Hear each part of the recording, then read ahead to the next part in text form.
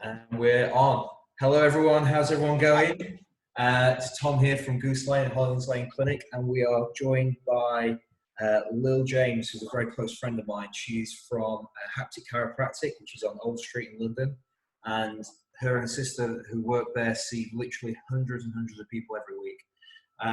We've been friends since university, unfortunately for some of us, but nevertheless. We've been talking quite a lot recently about, just trying to get through everything at the minute. So, especially when we're talking to Lil recently, she thought it'd be really good to just get on the call, do a little bit of recording, and there's a couple of things we want to talk through today. So, say hello, Lil. Hello. Hello. Thanks for having me on. Our first ever YouTube podcast Zoom call thingy. Try and make a regular habit of this in the future. Chat through some stuff, I guess. But yeah, how are you finding the whole working from home situation? Well, yours is a slightly odd one, I guess, because you're above your own practice, so you're still at work, I guess. We never leave work. We're always here, one way or another. I think Becky hates it. A lot of pressure on getting a house this year, which is fine, we're in. But it's actually working really well. Yeah, I'm not surprised. We got a good bit of garden at the back. I mean, we'll talk about your outdoor space in a minute. Good bit of garden at the back. Sun's gorgeous at the minute, but it means we can jump in and jump out, especially with the baby as well. So it's actually working relatively well. And I think I couldn't imagine how it is for people who are furloughed or stuck in one place as well, or working from home completely, because that is just a completely different kettle of fish. Because especially with us, we have a flat above, we've got a defined, like, separate area to what work is. So especially over the years, we've kind of disconnected upstairs being at home and downstairs being at work, where I imagine for some people where everything's under one roof, it must be very hard to kind of manage routines and energy levels and boundaries with everything. So yeah, no, we're doing good. Yeah, massively. So I think, I was going to say, I think that's what I'm, obviously being based in London, like my whole patient base, like pretty much everyone lives in a flat. Very few people from what I can see have got like their own garden or proper outdoor space. So the vast majority of people, they have to get out to go for a walk to get any fresh air, really. And it's tricky. Like, I know Amelia's she's in a flat with her boyfriend and one of her best mates, but they don't have any outdoor space. So I know she was really, really struggling. I think they've taken to going down to their car park for half an hour just to sit in the sunshine and try and, read a book for half an hour and get a bit of fresh air that way. But it's, I think for a lot of people, it's really, really difficult at the moment, just not having any outdoor space. I mean, for a lot of people in the cities as well, the parks would be somewhere to go, but obviously there's a lot. Obviously, outdoor space have been shut down now, and I think I was talking to my brother-in-law yesterday. He's down in London, and there's almost a difference in like atmosphere building as well, because even if you went into safe distancing in an open space and had half an hour, you probably have a lot of judgment and God knows what else from being outside. So it must be, I can't fathom what's going on in like all these built-up areas for the minute. We're in a quiet little bubble in Yorkshire at the minute with good sunshine, our own garden and everything like that, where it's like probably like the same amount for a house as what it is for you guys to actually build a porch outside yours, if you ever had one or something like that. Pretty much. Yeah. I think it's interesting. I've definitely noticed that there's an element of judgment, or there's an element of people apologizing for going out to exercise even. It's definitely, I think there's definitely more of an intense vibe in London than there is probably elsewhere in the country.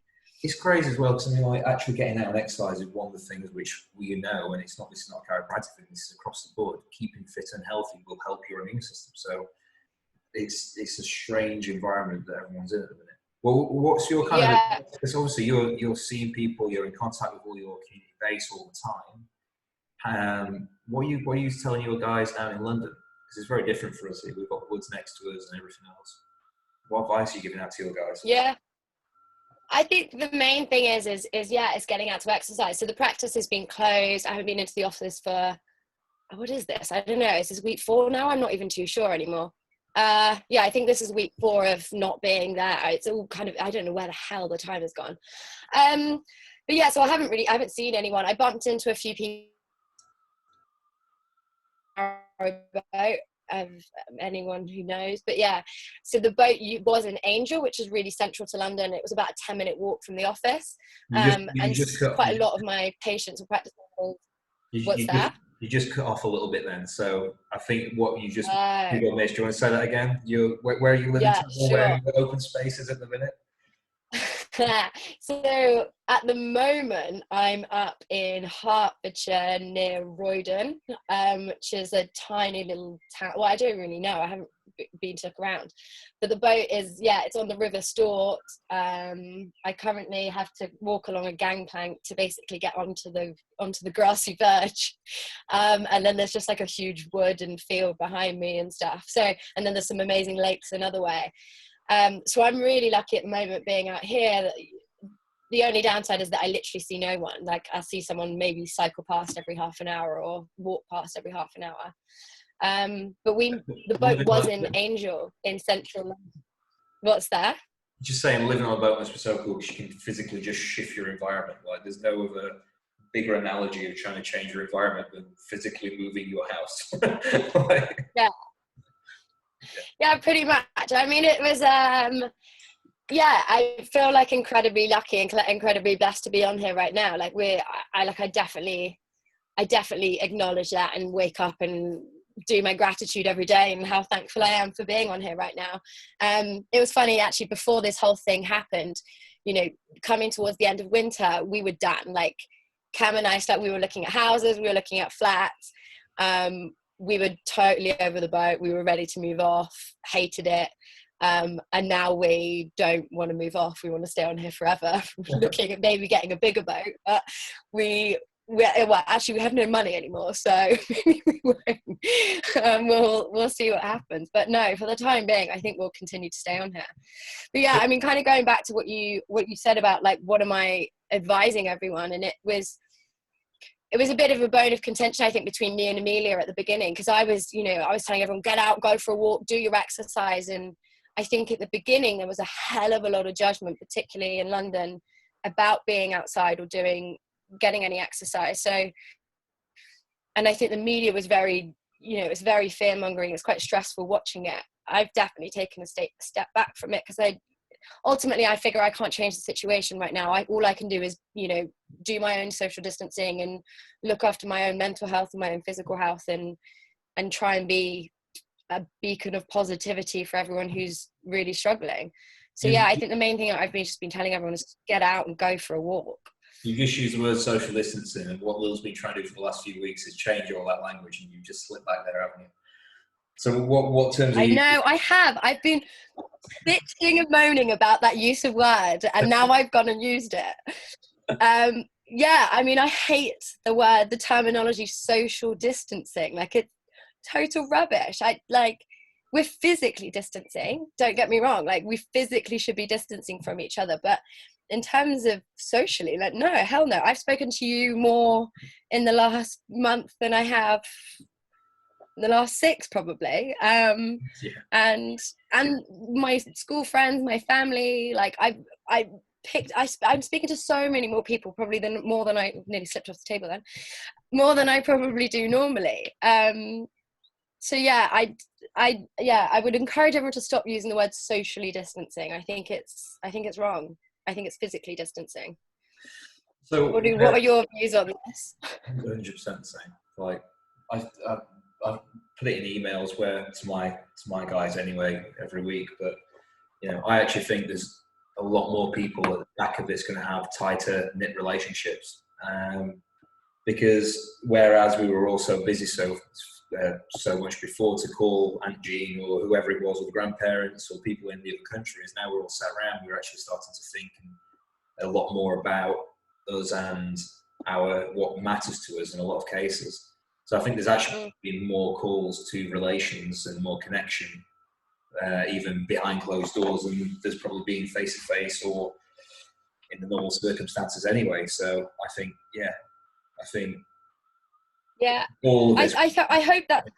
Yeah, I think that's one of my biggest kind of take homes and hopes for this whole situation, is that continues, and that we don't fill our lives up again with unnecessary stuff to make ourselves busy. I'm really, really hoping that that contact and that time that we spend with each other is there. I know you and I were talking the other day. Actually, I was talking to my mum about this as well, but just kind of the difference between introverts and extroverts and how they're dealing with this situation at the moment. But yeah, I guess I'll dig into it a little bit. I guess, sort of looking at really like the difference between an introvert and an extrovert. And I've now noticed loads of traits that I thought about myself before, and they've now really been confirmed throughout this whole situation.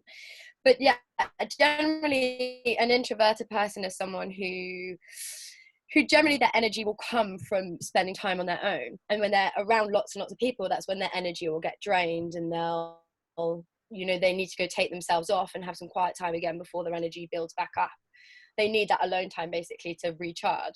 Whereas an extroverted person, if they spend too much time on their own, they start to lag, they feel a bit miserable, they need to be around people to build that energy back up. And I've really noticed, it says my internet connection is unstable. I'll wait till that clears out. Am I still here? You're still there, you're still going. It's all good. So yeah, I guess what I've noticed is that, I'm loud, like I'll talk, I can talk or whatever else, but it really, really drains me. And there's days that I'll finish work and I'm like mute. So, my mum will call and I don't want to answer, or friends will call and I don't want to answer, or if I've arranged to go out for dinner, I don't want to go because I'm drained from talking to people all day, and from being around people, and I need that alone time to come back up again. Or I'll get home and Cam's like chatting away and I'm just like, can you not? Like I need some time to recharge. So would you say then that you're an introvert or an extrovert? That's an interesting point. Yeah, and I think a lot of people will laugh at that, but I really, really feel I am. Like I've had so much energy in the last few weeks. Like it's insane, and it's made me realize there's a lot of things that I maybe need to change about my lifestyle, or the way that I'm doing, or the way that I structure my day at work, to make sure that I get that alone time without me flying off the handle at Amelia because she walks in and she's like, oh, by the weekend, and I'm like, like I need some time. So it's confirmed some suspicions of that I thought I was maybe more introverted than I let on. Yeah. I think especially in this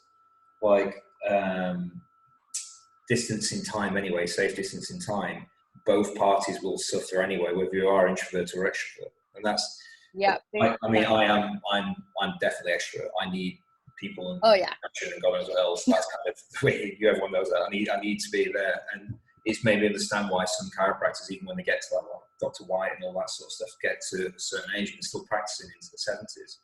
And, I didn't really understand that. I always thought, oh, maybe, get to a point you're like, well, I'm done. But that interaction, if I'm seeing, hundreds and hundreds of people a week, that's something that I probably will need going forward. I definitely feel it now. The doors are shut and it's a lot quieter.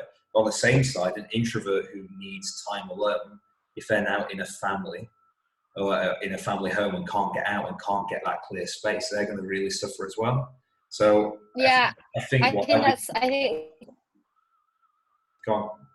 Sorry, I interrupted. I was going to say, I think that's a really interesting point, is kind of looking at like what, if you've got an introvert and an extrovert in a house, kind of some of the tips and things that you can notice. And something I was listening to someone else talking about this the other week, and they were saying, if you're an introverted person and you're alone in this situation, then great, you're probably quite happy, that's all good. If you're an extroverted person, you're alone in this situation, that's where you're going to really, really struggle. And I think it's really important for you to make sure that you're doing stuff like this, Zoom calls where you can see someone face to face and see their facial expressions and really interact, rather than just texting or calling. It's not quite the same. No. And I think in a house where you've got an introvert and an extrovert, it's probably learning to acknowledge that the other person is that way. And if you know, if you're an extroverted person and you're with an introverted person, you're probably going to feel that that person's not enough for you a lot of the time, or that introverted person's going to feel like they're not enough for the extrovert. I know I felt a little bit of an element of that for Cam. Like, he's very extroverted, and you know, it'll get to a Saturday night, he's like, oh god, I just really, really wish we could go out and see some people and blah blah blah blah blah, and I'm like, oh enough, that kind of thing. And it's understanding that, you know, that he needs lots of people talking to him. Yeah. And whereas I could quite happily just sit there and like annoy him and just be quiet on my own.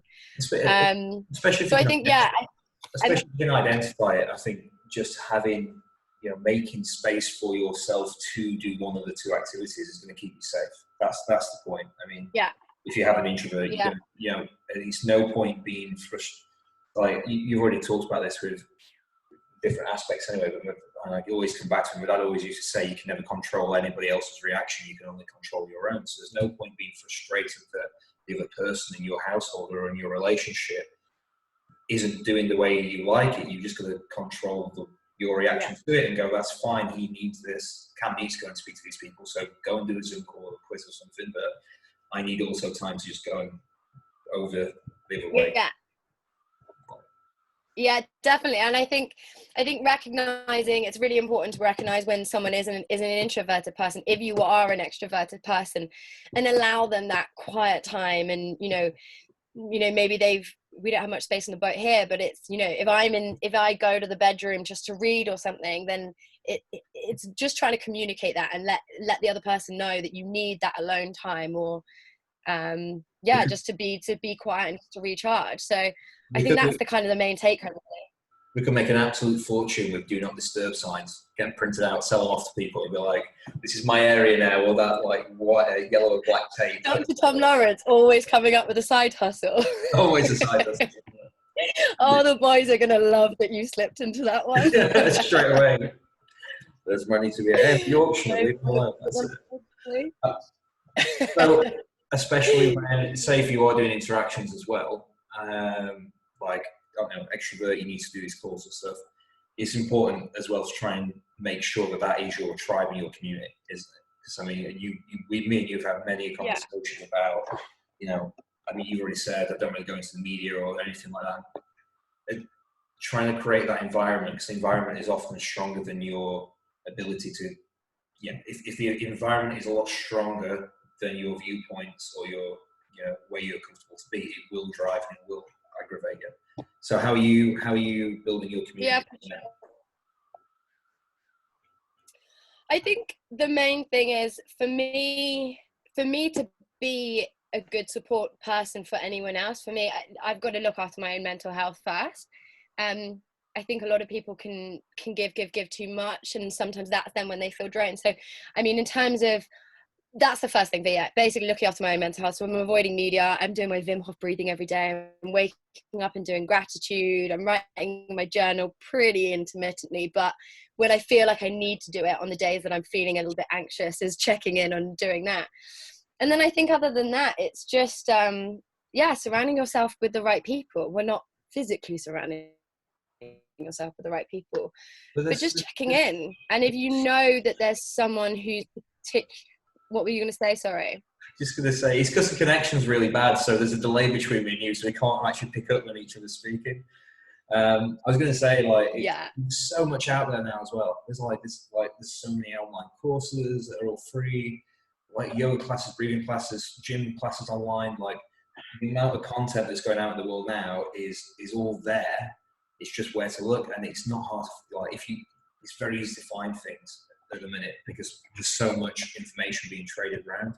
So I'm sorry, that's what I was going to say. I think there's also there's an element of overwhelm with that as well, and I think it's definitely picking and choosing your media sources, or what you follow and what you take in. Like, I don't have any news apps on my phones anymore. I don't go on Facebook because I generally find that for me, Facebook can sometimes quite often be a bit of a negative space in terms of what's shared.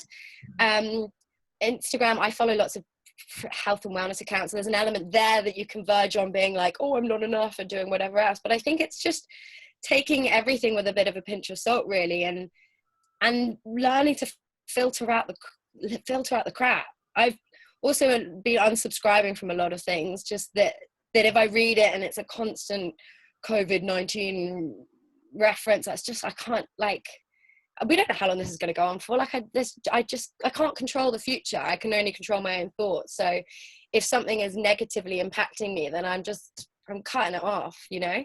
I mean, I think, no, you go.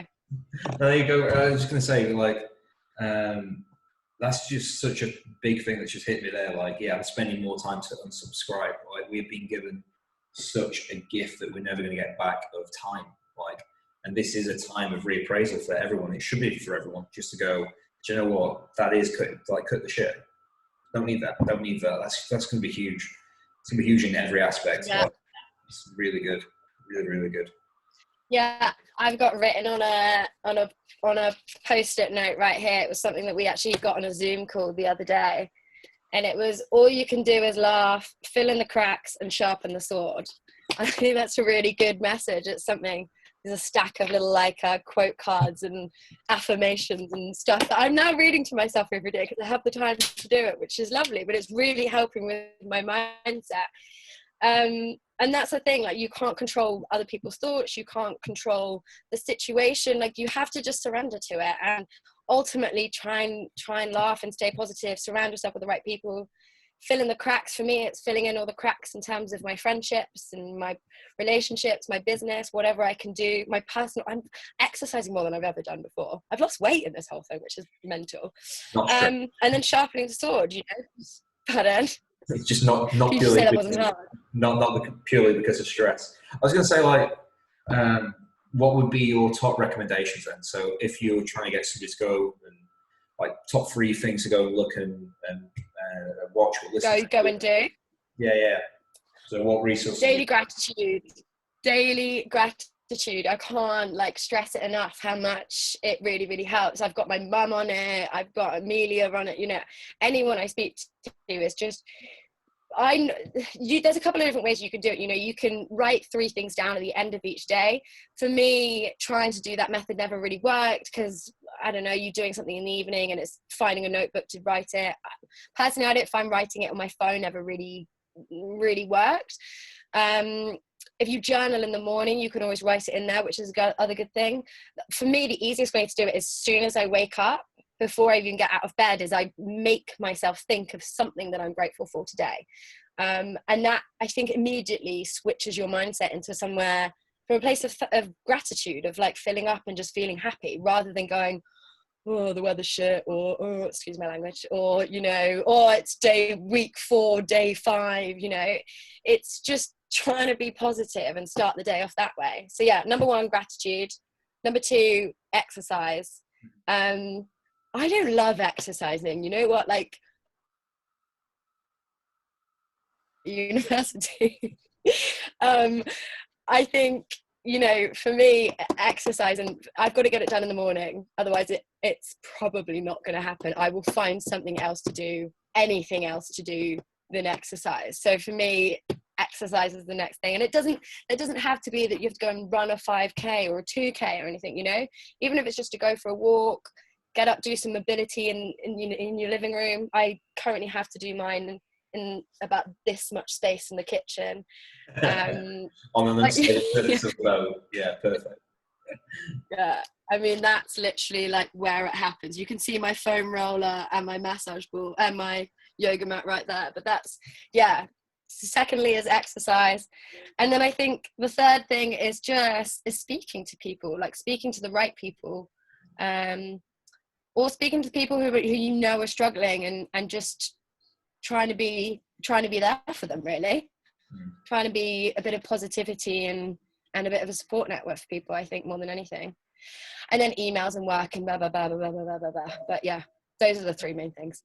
So if people want to get in contact with you, then Lil, and want to get some more of your kind of information, maybe listen to, or pick up some emails or social media, what are the search for so they can find you?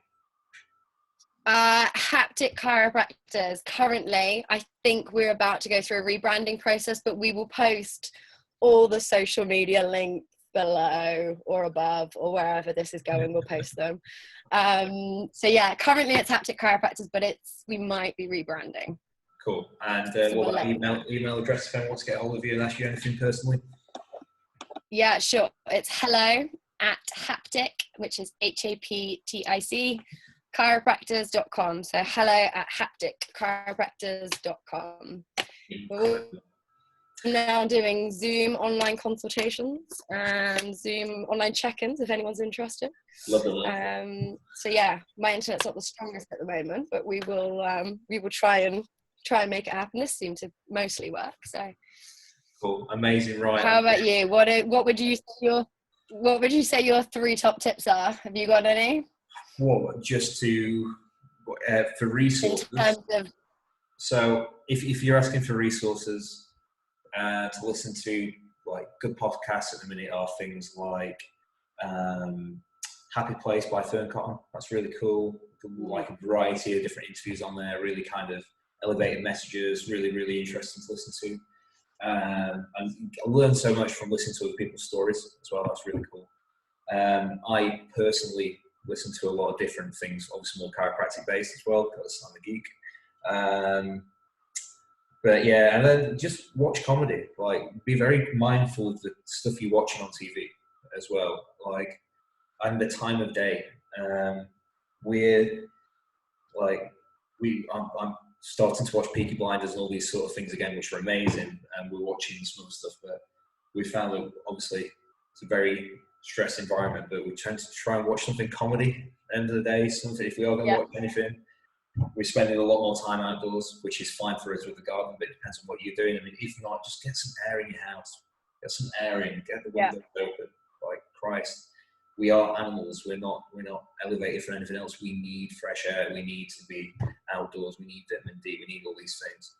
And hydrate. Like, the amount of people who say to me when we're in practice, like, you know, I don't have time to drink, can't drink enough. Or if I drink, I have to go to the loo. Like, this is the time to get your body used to drinking more.